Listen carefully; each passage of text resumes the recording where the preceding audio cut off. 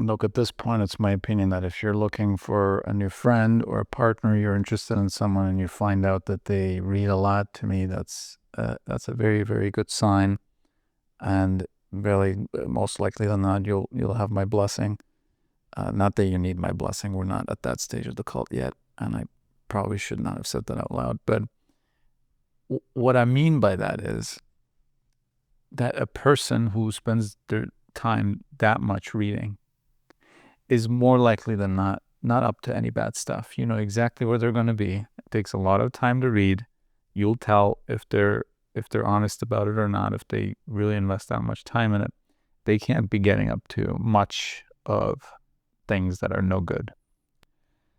So I wanted to share some ideas around the act of reading itself, why it's important to read, what it does for us, not only as a sort of an informed citizen and about gaining a lot of background knowledge to things that are timely, but also the fact that it's an act that is really one of the most human behaviors we could ever do, right? There's no other animal on earth ever that has been able to read, to write, to communicate in this way.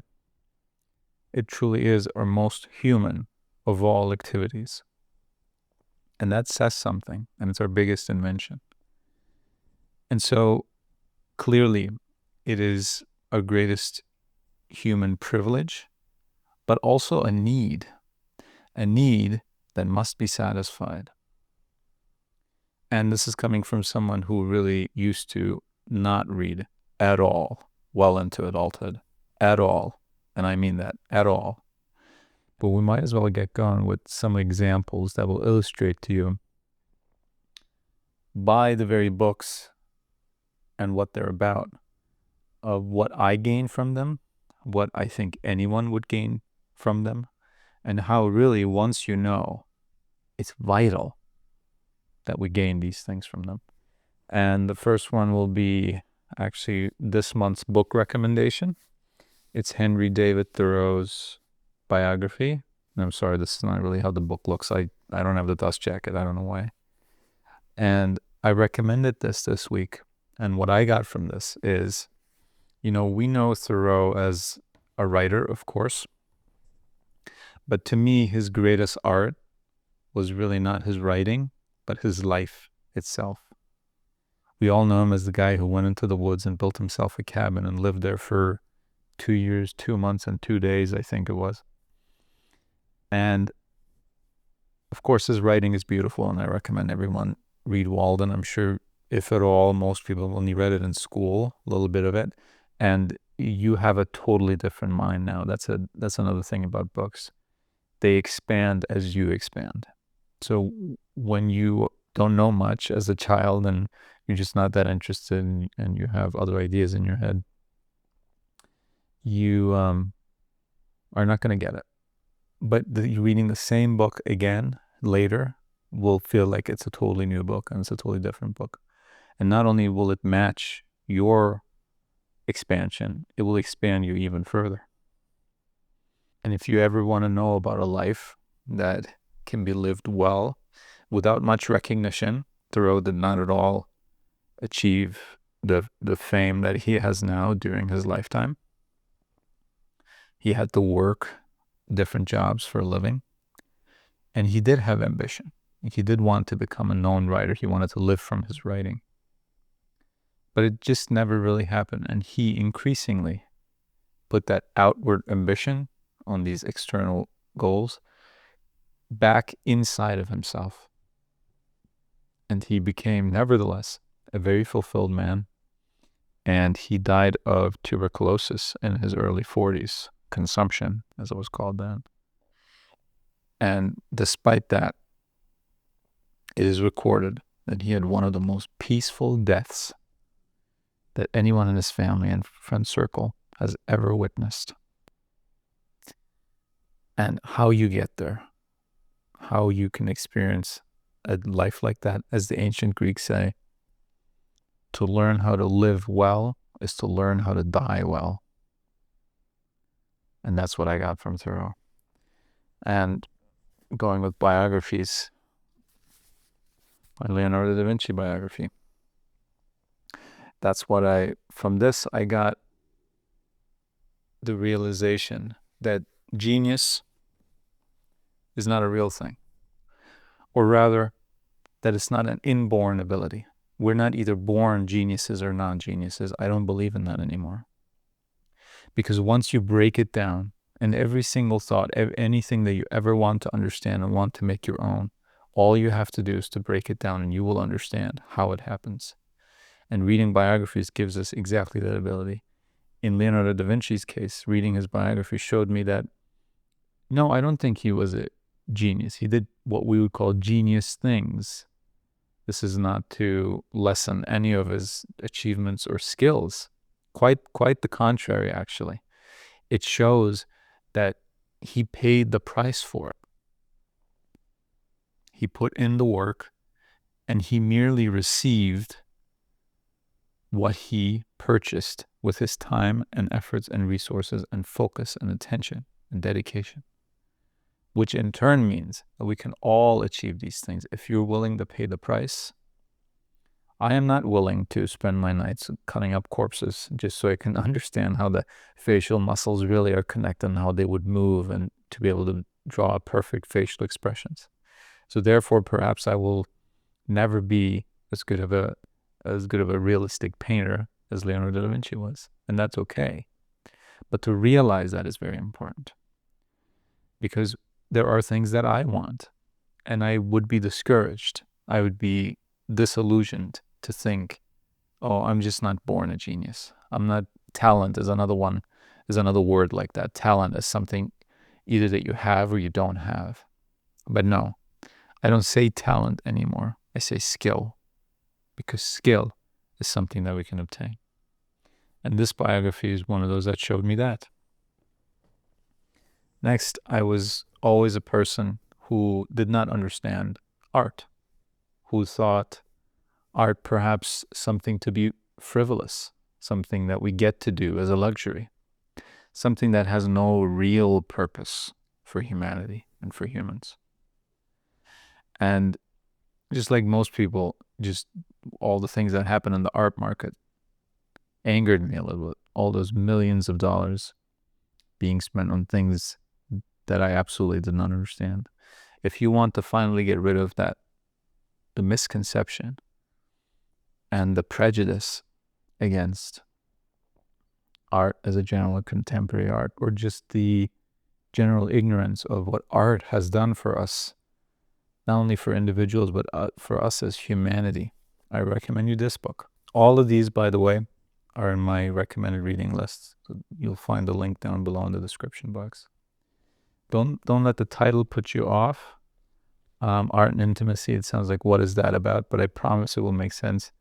The secondary title is really where it's at, How the Arts Began. And this is a book by Ellen de Sagnac. And she has other books too that are the titles are more explanatory, although I recommend this book. The others are, for example, What is Art For? And that's exactly what this book answers. What is art for? Next one. Guns, Germs, and Steel. The Fates of Human Societies. This book has showed me how civilizations came about, how it was possible that, and still to this day, on certain little corners of the earth, people have the highest, newest technology, guns, weapons, agriculture, highly sophisticated. In other parts in the world, there are people who are still shooting bows and arrows, or not even that. And it's the story how that shows how some people, thousands of years ago, have come to dominate the rest of the world in terms of heart power. And it's the kind of book that gives you a total overview. It doesn't get into the tiniest little minutiae. It's very, very interesting.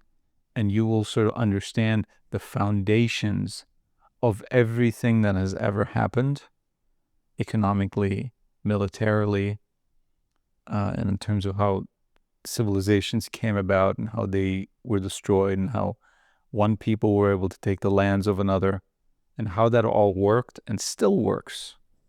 It will give you the basic foundational understanding of that, not the little nitty-gritty little happenings in history, one thing led to another, but how all of that was even possible and the mechanics of how all of that works. Once you read it, you'll know it, and it's with you forever. That's another thing about reading, right?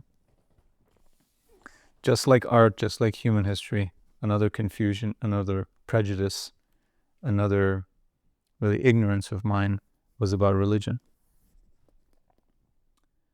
I thought that it's most important to be a secular person, to be a scientific person, and to not give religion any credit.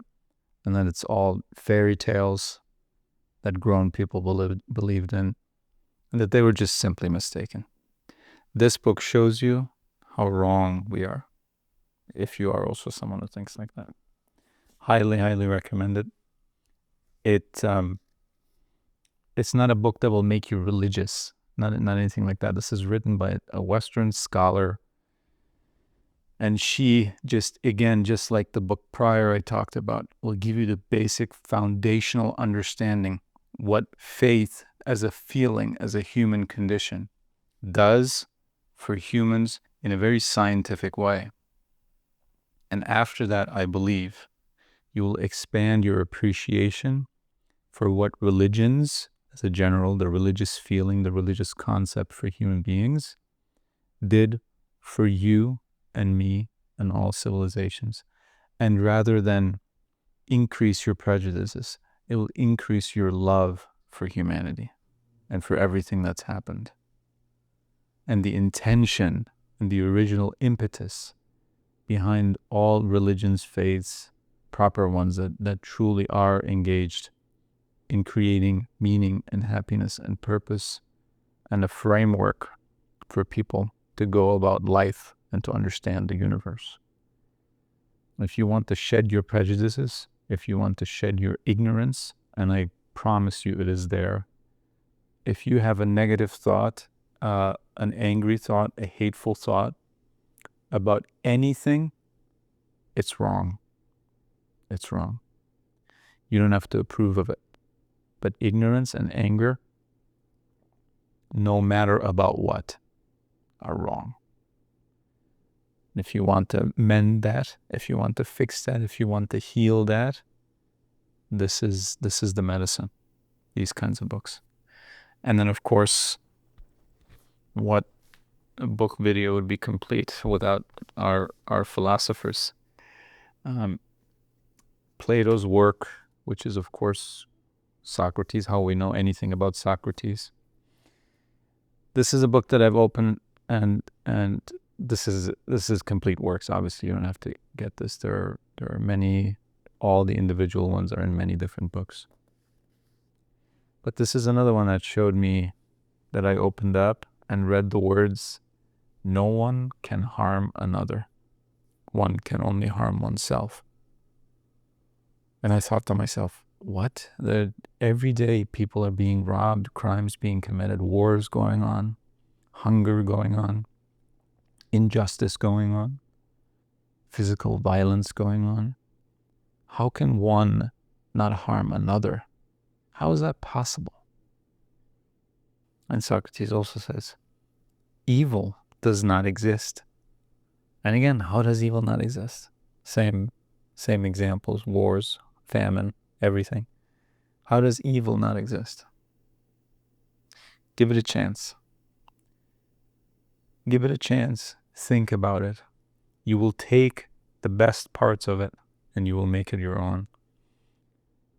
I promise you, this is why some of these books are classics. This is why Plato is a classic and Socrates is the philosopher, the first philosopher, so to speak. There's a reason behind it all. And if you want to find that out, you must read it. You cannot have someone else summarize it for you. You cannot watch some other video on YouTube about that. You can only find what is true or false about anything by getting acquainted with it yourself. and by having your personal relationship, and by considering it, and by going through it, and by refuting it if you can within yourself. And if you can't, you're going to want to adopt it. And if you can refute it, no one else in the world is going to be able to convince you. And you're going to have a firm, proper, educated opinion about things. And an example to Socrates, something that happened 2,000 years after him, and how one might practically in life, in reality, actually live a life that shows a disbelief in evil and how no one can harm another, is Viktor Frankl's famous life story of being a Jew during the Holocaust and living years in concentration camps. And we all know exactly what that must have been like. Yet he comes out of it with more meaning, with more purpose, with more understanding, and ultimately more happiness than when he went into it. How is that possible? He saw inmates giving other inmates who were frustrated, hopeless, desperate, starving, their last piece of bread, their own shoes, their own coats, with a smile on their faces. What did he learn about those men? How could they do that? How were they able to achieve that most human and that most grand of all achievements, to, even in an internment camp, even in a concentration camp, looking at death and toil and destruction all day, every day, knowing that when you come out of it, even if you make it out alive, you will have nothing, everything will have been taken from you. How can someone smile during that without delusion, without having lost one's mind? These are people who have let go of hate. They've let go of anger. And they focused on not changing the situation, but changing their reaction to the situation, and noticed that they were so much better for it. And that just because someone hated them, they didn't need to hate anyone. And just because someone mistreated them, that they didn't need to mistreat anyone. And in fact, that they would have the greatest of triumphs if, despite being mistreated, if despite being hated, they treated others well and themselves well, and they loved others and themselves. Now, and the biggest reason to read, I have to say, I want to be very inclusive, and I want to be very loving to everything. But one thing that I can say for sure is that the media around us, a lot of the music we listen to, a lot of the movies that we're supposed to be watching, and a lot of the TV shows, all forms of entertainment, really, the mass, so-called popular entertainment, is objectively nasty. It really is. It's full of vice. It's people's worst behavior. It's full of hatred, intrigue, cheating, lying, violence, all these things that are supposed to excite us. And the more we watch them, the more we become like that, and the more we think it's normal. This is a straight fact, that the more we expose ourselves to something, the more we will become like it. And when you have all these things to learn about art, about history, about humanity, about philosophy, about life, meaning, happiness, purpose itself, why would we go on admitting any of that in our lives any longer? When will we understand that an hour invested in something necessarily is an hour taken away from something else? And why would we take away from this and give it to something else that is like I said, genuinely, objectively, as factually filthy. If we want to become something, we need to expose ourselves to that. And if you want to become less prejudiced, less ignorant, more loving, more understanding, more purposeful, more affirming, more inclusive, more respectful, then those parts of you are out in the world. And they're called books. And they're called proper forms of art. Now, the kind of art that is actually interested in edification and not just blind entertainment. But books, of course, like I said, are uniquely able to give us those parts of ourselves that we want to have. It's most suited to us assembling the person that we want to be. The best thing you can do for others is to do the best thing for you. And the truly best thing for you is for you to become the person that you know you need to become. Not that others are telling you you need to become, but that you know you need to become. And that person is in parts. That person is all over. And all you need to do is collect it and put it together.